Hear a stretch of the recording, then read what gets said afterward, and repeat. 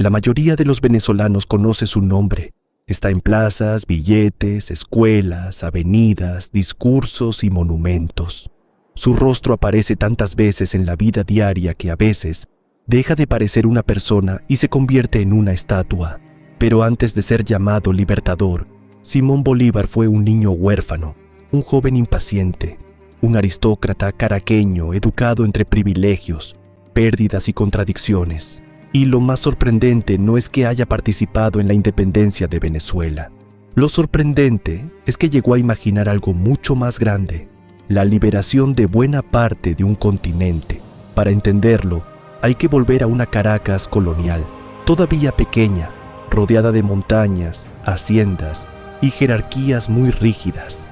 Bolívar nació allí el 24 de julio de 1783 en una familia mantuana, una de esas familias criollas con riqueza, tierras y apellido. En teoría, su destino estaba escrito: administrar propiedades, conservar privilegios y ocupar un lugar respetado dentro del orden colonial. Pero su vida se quebraría demasiado pronto. Su padre murió cuando Simón tenía apenas 3 años. Su madre falleció cuando él tenía 9. Antes de entender completamente el mundo, Bolívar ya había conocido la ausencia. Quedó bajo el cuidado de familiares y tutores, y entre ellos hubo una figura decisiva: Simón Rodríguez. Rodríguez no era un maestro común, era rebelde, inquieto, provocador.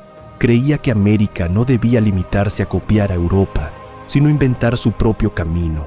Aquel maestro le mostró al joven Bolívar ideas nuevas: libertad, razón, ciudadanía, igualdad ante la ley. Palabras que en una sociedad colonial no eran simples conceptos, eran dinamita. Después, Bolívar viajó a Europa. Allí vio otro mundo. Conoció salones, cortes, modas y debates políticos. También fue testigo de una época sacudida por revoluciones. La independencia de Estados Unidos ya había ocurrido. La Revolución Francesa había demostrado que un rey podía caer. Napoleón Bonaparte ascendía como símbolo de ambición, genio militar y contradicción.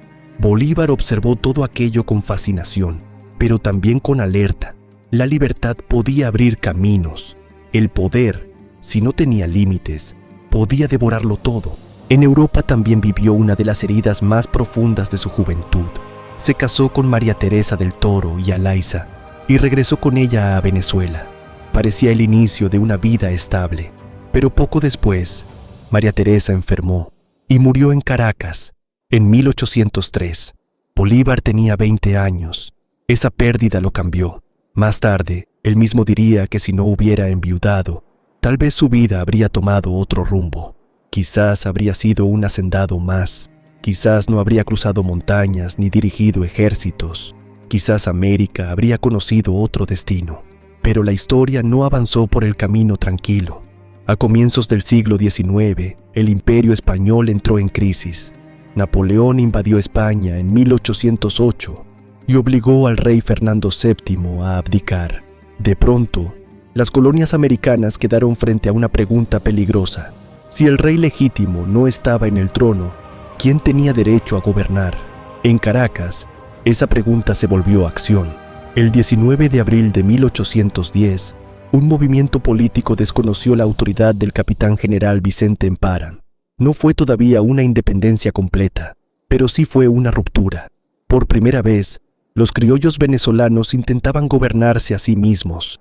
Bolívar no fue el único protagonista de ese proceso. La independencia no fue obra de un solo hombre. Hubo juntas, militares, intelectuales, campesinos, pardos, mujeres, sacerdotes, comerciantes, esclavizados que buscaron libertad, y también personas que defendieron al rey. Fue una guerra civil, social y política, mucho más compleja que una simple pelea entre Venezuela y España. Antes de continuar, si te gusta descubrir historias, lugares y curiosidades de Venezuela, apoya este video con un like. Suscríbete al canal y déjame en los comentarios qué tema venezolano te gustaría ver en el próximo documental. Y si quieres poner a prueba cuánto sabes de nuestro país, descarga Cultura Venezuela, un juego para aprender y retarte con preguntas sobre historia, geografía, cultura, música, comida, tradiciones y mucho más. Ahora sí, continuemos. Pero Bolívar comenzó a destacar por una mezcla explosiva de convicción, energía y ambición histórica.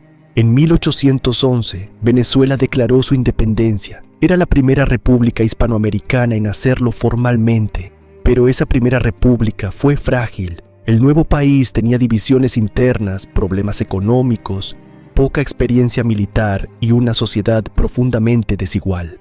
Luego vino el terremoto de 1812, que destruyó ciudades patriotas como Caracas y fue interpretado por muchos realistas como un castigo divino contra la independencia. La república cayó. Bolívar tuvo que huir. Para cualquier otro, aquello habría sido el final. Para él fue una lección brutal.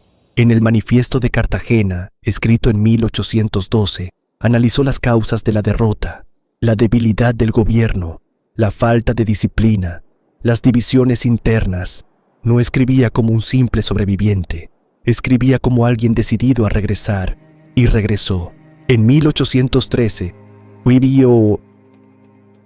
Bolívar emprendió la campaña admirable desde la Nueva Granada hacia Venezuela. Fue una marcha militar rápida y audaz. Ciudad tras ciudad, su ejército avanzó hasta entrar en Caracas. Allí recibió el título que lo acompañaría para siempre, Libertador. Pero la gloria duró poco. La guerra venezolana no era una postal heroica, era una tragedia. Los ejércitos realistas y patriotas cometieron atrocidades. Comunidades enteras quedaron atrapadas entre bandos. José Tomás Boves movilizó a llaneros y sectores populares contra la República Criolla, explotando resentimientos sociales que los patriotas no habían sabido resolver. La independencia prometía libertad, pero muchos no veían esa libertad en manos de las mismas élites de antes. La Segunda República también cayó. Bolívar volvió al exilio. Jamaica, Haití, derrota tras derrota. Y, sin embargo, en esos años oscuros, su visión se hizo más grande. En 1815, desde Kingston, escribió la Carta de Jamaica. Allí, intentó explicar el destino de América. No hablaba solo de Venezuela. Imaginaba un continente liberado del dominio que lo español, pero también advertía que la independencia no bastaba. Los nuevos países necesitaban instituciones, educación, unidad y una forma de gobierno capaz de resistir el caos. Haití fue decisivo. El presidente Alexandre Pétion apoyó a Bolívar con armas, hombres y recursos. A cambio, pidió una condición moral y política: liberar a los esclavizados en los territorios que Bolívar ayudara a independizar.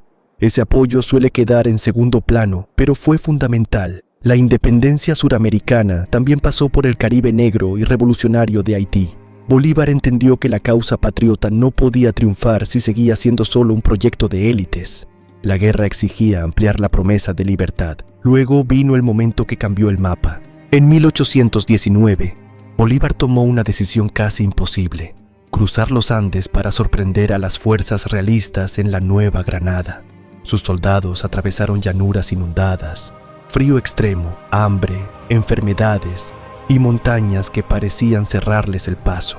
Muchos murieron en el camino, otros llegaron descalzos, agotados, envueltos en ruanas, convertidos en una imagen viva del sacrificio.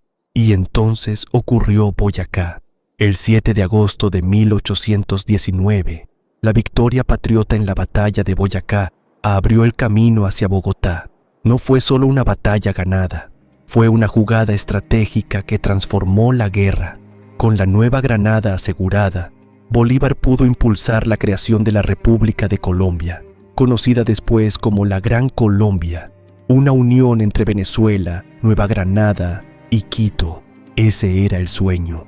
No una independencia pequeña, fragmentada y vulnerable, sino una gran república capaz de defenderse, comerciar, educar a sus ciudadanos y ocupar un lugar respetado entre las naciones. Bolívar sabía que los nuevos países podían caer si nacían divididos. Temía que las rivalidades regionales, los caudillos y los intereses extranjeros deshicieran la libertad recién conquistada. Pero antes de construir esa república, había que terminar la guerra. El 24 de junio de 1821, en la batalla de Carabobo, las fuerzas patriotas sellaron un triunfo decisivo para la independencia de Venezuela.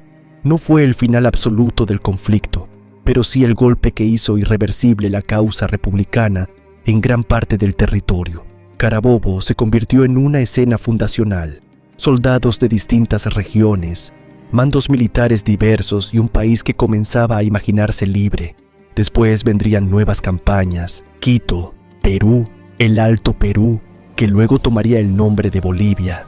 En Junín y Ayacucho, el poder español en Sudamérica quedaría prácticamente destruido, aunque Ayacucho fue comandada directamente por Antonio José de Sucre, uno de los hombres más brillantes y leales de la causa independentista. Bolívar había llegado más lejos de lo que parecía posible, pero el momento más dramático de su vida no fue la victoria. Fue descubrir que liberar territorios era más fácil que mantener unidos a los pueblos. La Gran Colombia comenzó a fracturarse. Venezuela, Nueva Granada y Quito tenían intereses distintos, liderazgos locales, tensiones económicas y desconfianzas políticas. Algunos veían en Bolívar a un padre fundador, otros empezaban a verlo como un gobernante demasiado fuerte. El libertador, que había combatido reyes, terminó defendiendo poderes presidenciales amplios porque temía que la anarquía destruyera la república. Esa contradicción lo persiguió hasta el final. Bolívar quería libertad, pero desconfiaba del desorden. Quería repúblicas, pero temía que repúblicas débiles fueran devoradas por caudillos. Quería unidad, pero los pueblos que liberó también querían decidir su propio rumbo.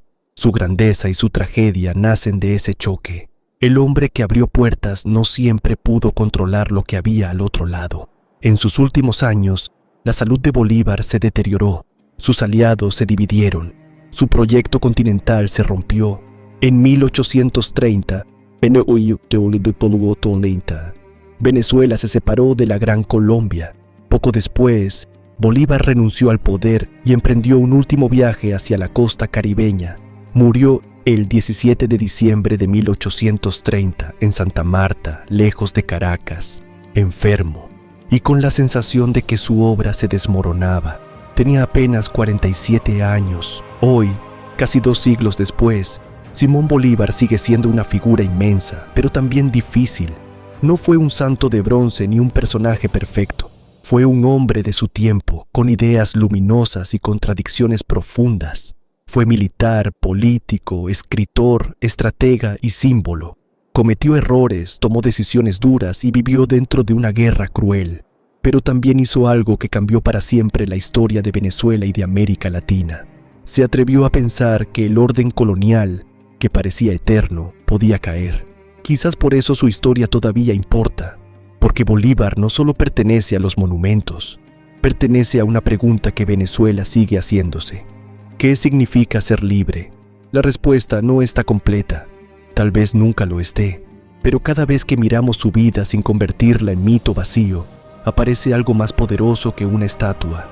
Aparece un ser humano empujado por pérdidas, ideas, ambición y esperanza, tratando de construir un futuro más grande que el mundo en el que había nacido. Y ese, al final, fue su verdadero combate.